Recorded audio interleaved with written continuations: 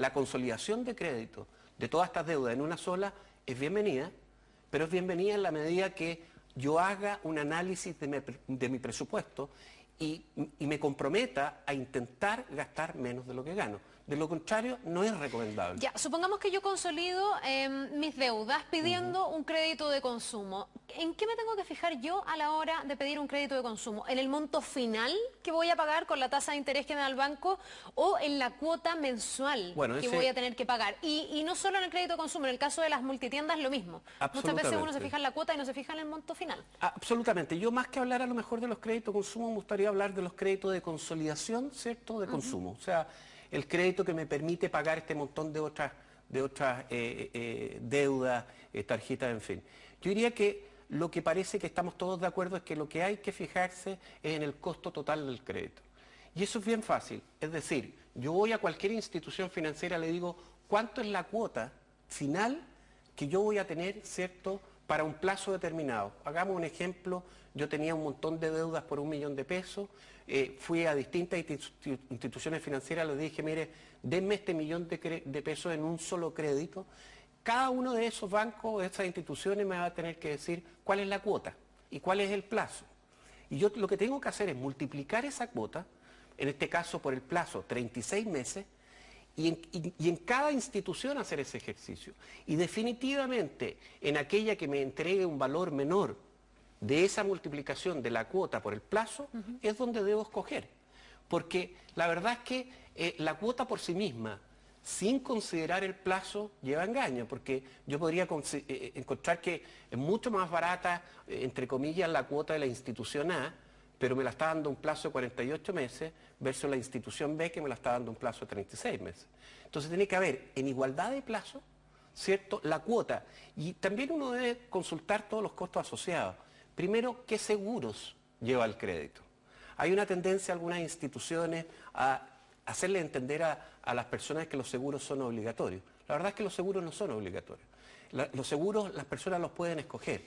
Probablemente ninguna institución le va a dar un crédito a una persona, menos una consolidación de crédito, si no tiene lo que es el seguro de desgravamen. Es decir, si esa persona fallece, ¿cierto?, ese crédito está cubierto por un seguro, ¿cierto?, de esas características. Pero todos los demás seguros, seguros de cesantía o cualquier otro seguro, ¿cierto?, es absolutamente libertad de la persona de decir si lo quiere o no lo quiere. Por lo tanto, en general hay que fijarse mucho en qué seguros me están incorporando detrás. Jorge, eso respecto de la consolidación de deuda, pero hay una práctica que es muy generalizada cada día más, que es utilizar tarjetas de crédito, ¿verdad? Y tarjetas de multitienda. ¿Cuántas tarjetas debiese tener una persona en su poder? Porque a veces pasa que la gente tiene la tarjeta de 3 multitiendas, además de las clásicas tarjetas, la Visa o la Mastercard, no es por dar marcas, pero en el fondo esas son las dos que se utilizan. ¿Qué es mejor? ¿Tener una sola con la que yo pague todas mis deudas? ¿Tener 2, 3, 4? ¿Cuál es el plazo, el monto de tarjetas máximo? Mira, yo diría que no creo que haya un número óptimo de tarjetas, ¿ya? Porque también los instrumentos de financiamiento, llámense tarjeta, crédito, más que pasar por números, yo creo que pasan, insisto, por las características de sus costos. Una tarjeta de crédito tiene un montón de costos, ¿cierto? Tiene un costo, primero, muchas veces de mantención, tiene un costo de giro, ¿cierto?, cada vez que hago un avance en efectivo. Muchas familias usan muchas de las tarjetas para hacer avance en efectivo. Las familias de estratos medios bajos generalmente usan las tarjetas muy rápidamente y usan un avance en efectivo que en promedio alcanza del orden del 70%. O sea, le abren una tarjeta por 100.000 pesos, va inmediatamente a un cajero automático y gira 60 o 70.000 pesos. Ese giro, ese avance en efectivo es carísimo. Tiene comisión por el giro del avance, tiene comisión por mantención, y además lo otro es que hay una distorsión enorme de los costos de las tarjetas entre una institución y otra.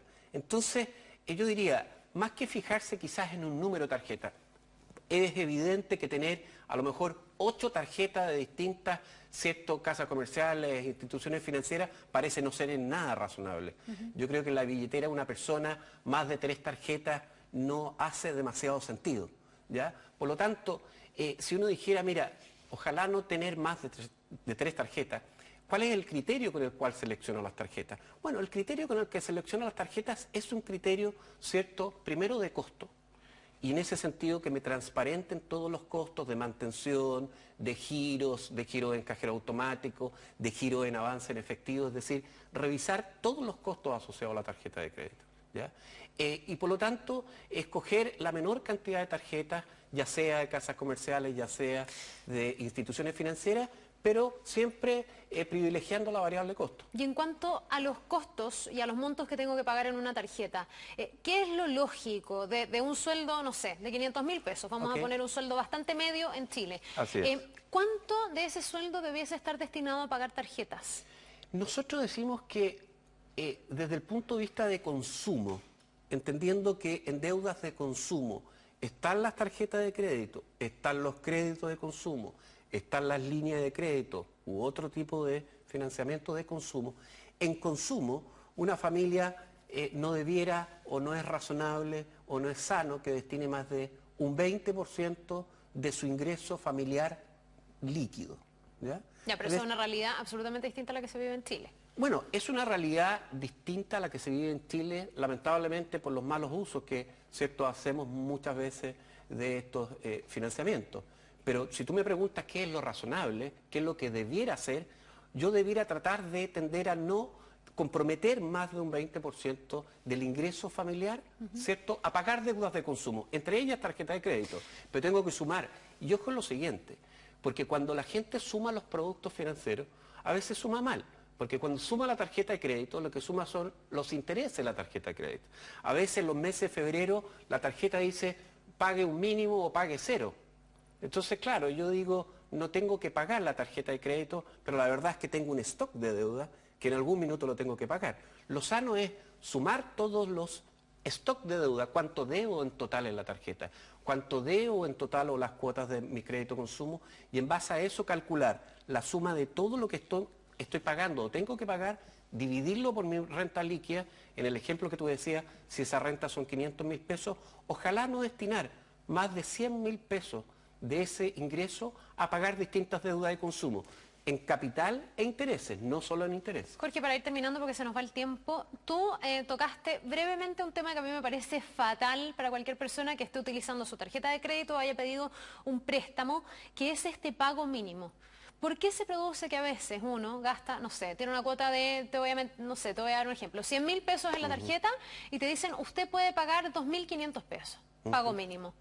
¿Qué riesgo asumo yo cuando uso ese pago mínimo? Porque yo, por lo que he visto que le pasa a la gente, se empieza uno a meter en un hoyo profundo del que cuesta muchísimo salir. ¿Cómo funciona eso? Absolutamente. Yo diría que, bueno, hay que distinguir lo que es la oferta, ¿cierto?, de determinadas instituciones por fomentar, ¿cierto?, el uso de ciertos productos, es decir, que en ciertos periodos, por ejemplo, vacaciones, supone, o en marzo, supone que el tren de gasto de la familia aumenta, por lo tanto vamos a tratar de aliviar, ¿cierto?, su carga financiera, disminuyendo los pagos mínimos. Desde el punto de vista de la familia, yo diría, ojo, siempre es recomendable pagar capitales e intereses.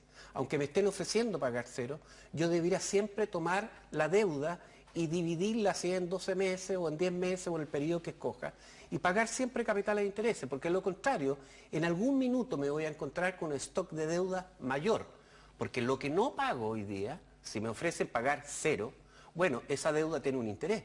Por lo tanto, en lo que no pagué este mes, el próximo mes voy acumulando y el stock de deuda sumado a los intereses, lo que va a hacer es que va a ir creciendo.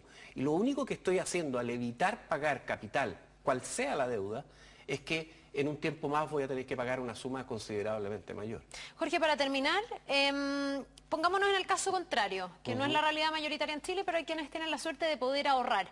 Si hoy día a uno le queda un remanente en su sueldo, ¿qué hace con eso? ¿Dónde lo invierte? Bueno, uno de los temas que estamos viviendo con mayor relevancia en Chile es la jubilación.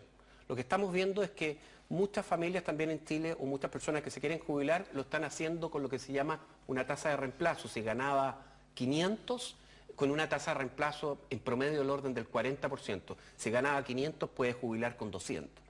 Entonces se está produciendo ahí un problema que va a ser cada vez más creciente. Las personas les va a costar cada vez más jubilar con un ingreso parecido al que tenían si es que solo, ¿cierto?, cotizan lo obligatoriamente establecido. Entonces yo te diría, ¿qué pueden hacer con ese ahorro? Ojalá lo destinen a ahorro previsional, a lo que se llama ahorro previsional voluntario. A la APB. A la APB. ¿Por qué? Porque si hacen un análisis, un diagnóstico de cada uno, van a darse cuenta que cuando proyecten su ingreso, es probable que estén jubilando con algo mucho menor. Y especialmente los segmentos jóvenes, que dicen, bueno, a mí me queda tanto por jubilar que no me preocupa, es justamente lo contrario. Mientras antes empieces a ahorrar para tu jubilación, con mayores posibilidades vas a tener, ¿cierto?, el beneficio de los años, de las matemáticas financieras, y vas a poder aspirar entonces a una jubilación, ojalá lo más parecida a lo que era tu ingreso en los últimos años. Eso exige ser muy previsor. Muchas gracias, Jorge. Ok, gracias a ti, Carla. Que te vaya bien y que tengas un buen día. Igual.